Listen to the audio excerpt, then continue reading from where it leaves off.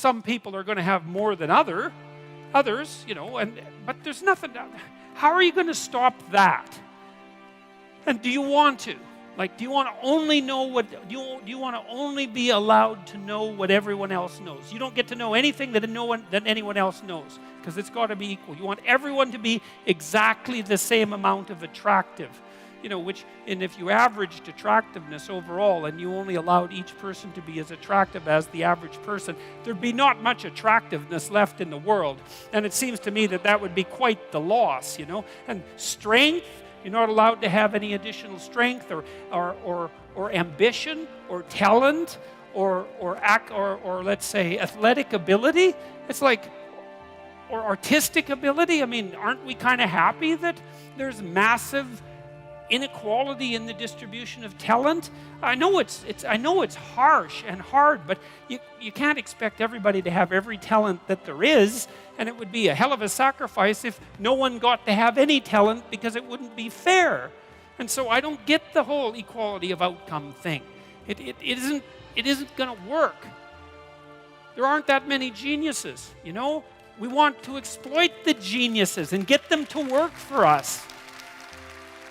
And if the price is that somebody has more than you do of something, well, suck it up, for Christ's sake.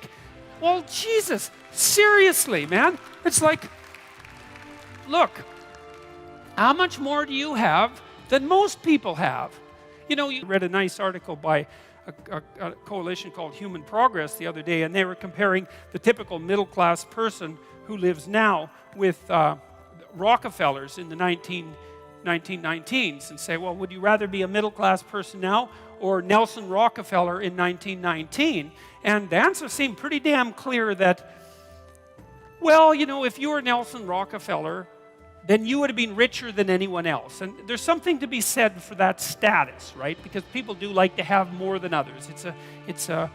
I don't know if it's a good thing or not, but it is one of the things that we like. And so you'd have that. You'd be richer than everyone else. But there'd be all sorts of things that you have that now that Nelson Rockefeller wouldn't have had a hope of purchasing, like the antibiotics that he would have needed to stop his son from dying, for example, just as a start. And so I think this complaint about inequality, look, no one likes inequality exactly. You walk down the street, this is why I always get a kick out of people who protest, I'm against poverty. It's like, really? You're against poverty, and you think that's a unique enough attribute so that it was worth your time to make a sign that said that you were against poverty and show other people. It's like, I've never met anyone that was for poverty.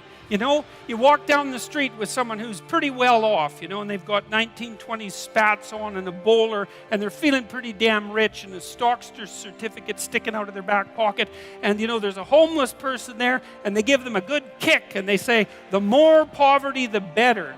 It's like, no. When people walk down the street and you see homeless people, and homelessness is a complex problem. Like, you think, well, homeless people are poor. It's like, yeah, man. That's like one problem they have out of 50. And like, I've worked with poor people, in my clinical practice, and poor in multiple dimensions. And many of them, you gave them money, they were just done. Especially if they were like alcoholics and cocaine addicts. As long as they were broke, they had some hope of living through the next month. But as soon as their unemployment check showed up, man, they were face down in the ditch 3 days later, right? Nothing but cocaine and alcohol with all their idiot friends for 3 days. And then they'd show up back in my practice saying, God, I relapsed again. I said, well, what happened? Well, my money came in. It's like, yeah, money's really going to do you a hell of a lot of good. It'll just kill you faster than poverty.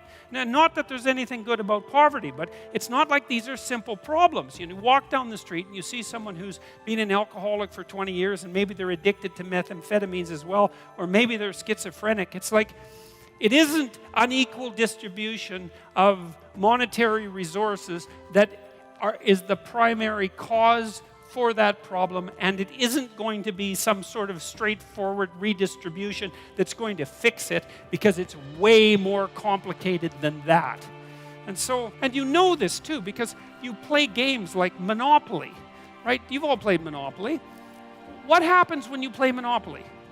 You all start out equal, right? Exactly 100% equal, and you all have an equal chance of winning, because it's basically a game of chance. Not entirely, because you can play stupidly, but you know, but you can only play so intelligently because you're at the mercy of the dice. And what happens inevitably is that some evil capitalist ends up with all the money and all the hotels and all the houses, and just like takes you out. And yet you play and you don't think, oh my God, you know, there's something fundamentally unfair about that. Or maybe you play non-competitive Monopoly, where after every round you redistribute the money so everyone... If your society becomes too unequal and too many people stack up at the bottom and they don't have an opportunity to move forward, that seems like it's bad for everyone. And so we could agree on that. And we could try to set up our hierarchies so that they're not too brutal for the people who end up at the bottom, right? That would be nice if we could be sensible and figure out how to do that. But I think we're not doing that bad a job of figuring out how to do it. We build infrastructure that everybody can use. We have universal education systems and so on, and they're not perfect, but they're far from catastrophic.